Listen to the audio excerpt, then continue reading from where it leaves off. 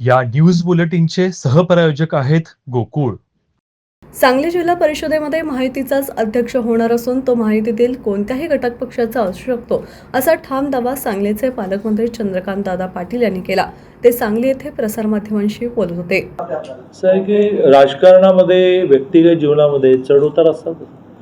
एखादा खूप श्रीमंत असतो, अचानक धंदा लॉसमध्ये जातो. हा प्रत्येक वेळेला आपला अंदाज बरोबर ठरला असता. बोलणी सुरू आहे सकाळपासून, म्हणजे अगदी पहाटे 5:30ला उतरल्यानंतरही माझी एक भेट होती, 7ला एक भेट होती. सो इथे येईपर्यंत जवळजवळ संबंधित सगळ्या भेटी मी पूर्ण करून आलो आणि समन्वयाने हे सगळं व्हावं असा प्रयत्न आहे. मी एवढंच म्हणेन की महायुतीचा जिल्हा परिषद अध्यक्ष होईल, तो महायुतीच्या कुठल्या घटक पक्षाचा होईल आणि तो कसा होईल. जसं सांगलीत झाला, आपल्याला वाटतच नव्हतं 39 झाला तर होणार कसा. तर मग दुर्दैव आहे, पण तू एक दिवस आधी दादांची भेट होणं, त्यांनी मान्य करणं, मी मान्य करणं, त्यांनी सगळ्यात महत्त्वाचे 3 जणांना फोन करणं. मग कृष्णाला सगळे कुठे ठरलं. त्यांनी जिल्हाध्यक्षांना जगदाळेंना फोन केला, त्यांनी माजी महापौर आपला दिग्विजयला फोन केला. योगायोगाने बाहेर केबिनमध्ये बसलेच होते मेहरून बाबू, त्यांना आज बोलवून सांगितलं हे असं असं ठरलं आहे. त्यामुळे जसं काय होणार 39 आहे, टाय झाला आहे, तर तो टाय बिनविरोधमध्ये कन्व्हर्ट झाला. तेवढं सोपं जिल्हा परिषदेचा अध्यक्ष नाही असं माझं मत आहे. पण फायनली यश आहे. महानगरपालिकेमध्ये झालं, जिल्हा परिषदेमध्ये तसं होणं हे थोडं कठीण आहे, पण पुढचं वाक्य आहे ना, पण फायनली ते होईल.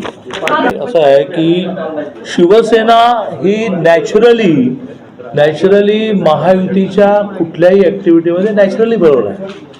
आता सत्ता वाटपामध्ये लगेच त्यांना काही देता आलं नाही, पण त्यांना काही दिलं जाणार नाही असंही नाही. एक तर मी ज्याने मदत केली त्या सगळ्यांना असा शब्द दिला आहे की विकास निधीचं जुक्तमाप आम्ही देऊ. पदं सगळ्यांना देता येतील का, पळू.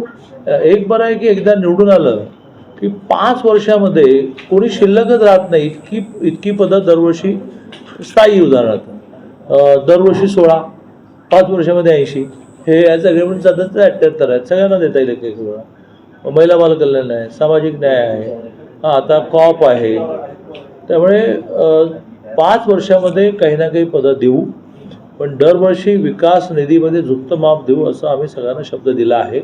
त्यामुळे जिल्हा परिषद अध्यक्ष होण्यामध्ये सुद्धा शिवसेना ही महायुती म्हणून सहभागी होणं हे गृहीत आहे आणि तसं होईल. त्यांच्या नेत्यांशी बोलणं सुरू आहे.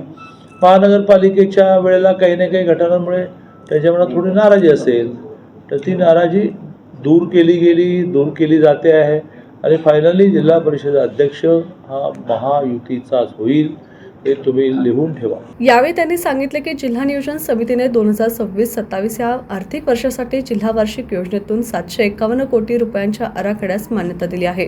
सांगली, मिरज, कुपवाड महापालिकेत पहिल्या टप्प्यात शिवसेनेला पद देण्यात आले नसले तरी शिवसेना आमच्यासोबतच आहे. महापालिका असो किंवा जिल्हा परिषद, सत्तेतील पदे आणि निधी टप्प्याटप्प्याने शिवसेनेलाही दिली जातील असेही पाटील यांनी स्पष्ट केले.